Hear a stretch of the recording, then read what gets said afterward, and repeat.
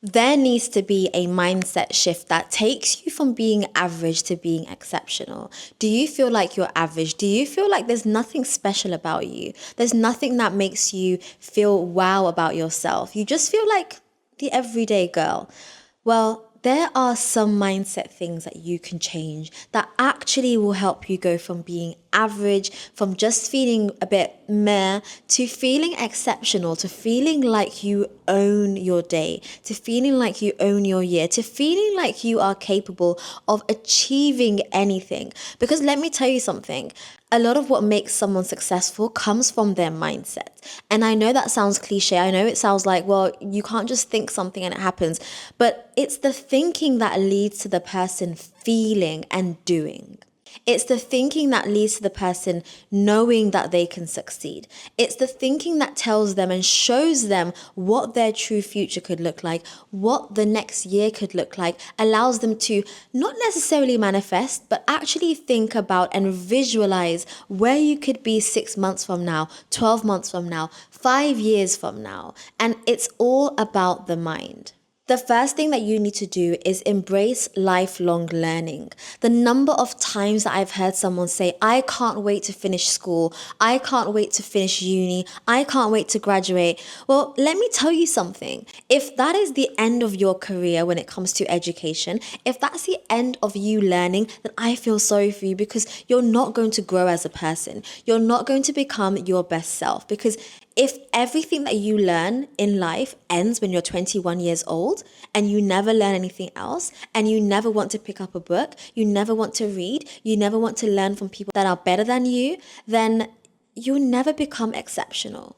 People that are exceptional are those that have made it their lifelong mission to improve themselves in some way or another.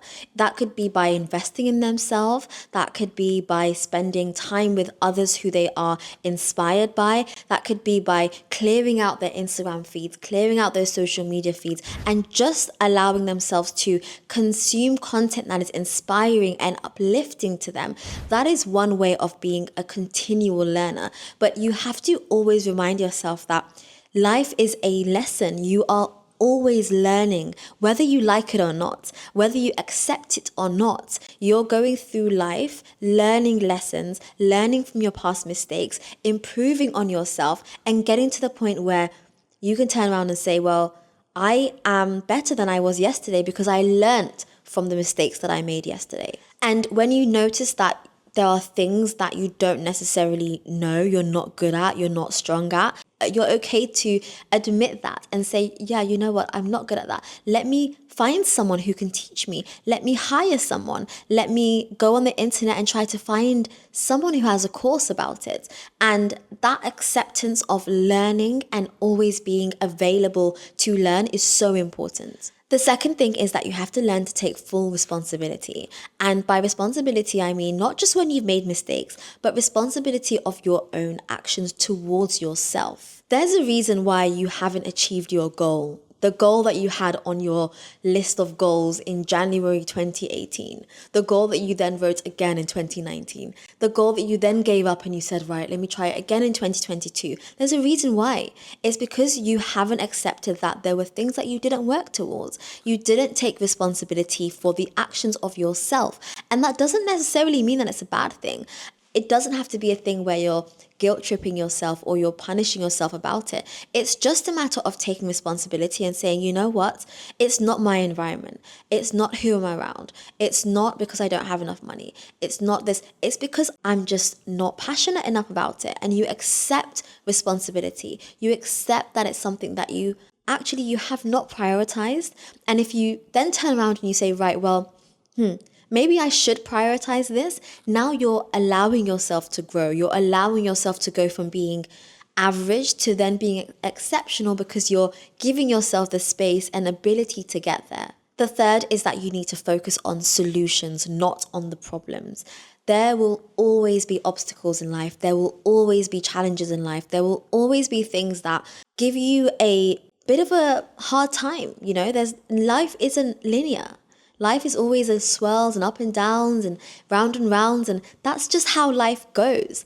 But if you just succumb to those problems and you just say, oh, well, my life is so difficult because X, Y, and Z. You don't have a solution. It's not going to get better. Yes, there are some things that are out of our control. Yes, there are some things that we can't change because of whatever circumstance. But there are some things that we can, and there are some things that are a result of us allowing it to be. So accept that there is a problem, think of a solution, think of a way that you can have a different outcome next time and execute. The fourth is to adopt an abundance mindset. And I know this word gets thrown around so much. Abundance mindset. Like, what does this even mean? It means that you're open to whatever is to come. It means that you have endless possibilities open to you. And it means that you know that you have those possibilities available to you. And what this does is it opens up doors and opportunities that you hadn't even imagined. Imagine you go out to a nice hotel and you stay at a nice hotel. And in your head, you're just thinking, right, I'm at a nice hotel and that's all. But if you have an abundance mindset, you could be like, right, how can I maybe work with this hotel? How could I maybe create some content for this hotel, tag them, and next time they'll give me a free stay? How could I maybe listen in on someone's conversation and that could be my potential next client? How could I stay in a hotel like this every single time that I travel? That is having an abundance mindset. It's knowing and viewing your life as it can get better, it will get better, and it's very possible for me to go from nothing or very low to 10 times better than what I even imagined. That is allowing yourself to get there. And the fifth one is to set high standards. I know you probably think you have high standards, but you don't if you're not allowing yourself to execute those high standards. Don't just settle for mediocrity. Don't have your bar so low that when something so simple happens, you're excited about it. Because you've set your bar so low, your standards are so low that thing that shouldn't really excite you has excited you. And that's okay. It's okay to celebrate small wins. But setting your bar high means that you're setting yourself up to not just be average, but to be excellent. And when we think about standards, we think about like having high standards for choosing a husband or choosing a wife or like going out or having friends like that. Okay, that's one way of having high standards. But a lot of us forget to have high standards for ourselves. A lot of us forget to make sure that we are getting enough sleep at night. That to me is having high standards for myself. Making sure that I'm getting 6, 7, 8 hours of sleep a night. That's high standard for me. Because that's a luxury that many people don't have. So that is something that I'm like, no, I am going to get this amount of sleep today. I'm setting that standard for myself. I am going to look after my body. So I am going to go and do some activity today. I'm going to the gym. I am setting high standards for myself. I'm not allowing myself to accept anything less than that. And when you have high standards for yourself, that then protrudes into the standards that you have for other people. How can you expect other people to treat you well if you're not treating yourself well? And it's, like I said, it's such a hard pill to swallow because so many of us think we have high standards. We operate like we have high standards, but a lot of the time we actually don't. We don't respect our time. We don't respect ourselves. We don't respect our bodies. We don't respect our good health, the amount of time we have that's available to us. Like, these are things that we only respect once they've gone. And, I think it's so important for us to have high standards for ourselves first, to be a quote unquote high value woman. I've seen this term being thrown around so much. What does it even mean? What does it mean to be high value? Is it high value to someone else? To me, that term means to be high value to yourself, to be high value to you, to the person that should matter the most. These things of value should not be visible to other people. They should be things that you're setting for yourself and only for yourself. And once you have done these things and once you've changed your mindset, these things are all free to do.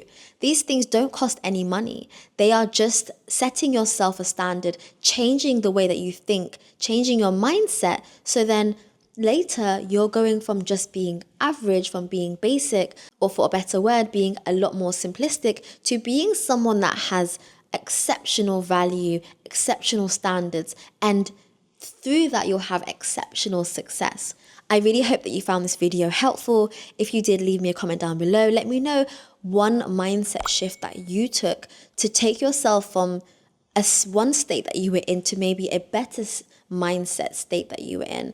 I'd love to hear from you. And if you haven't subscribed, please subscribe to see more from me, and I'll see you in my next video. Bye.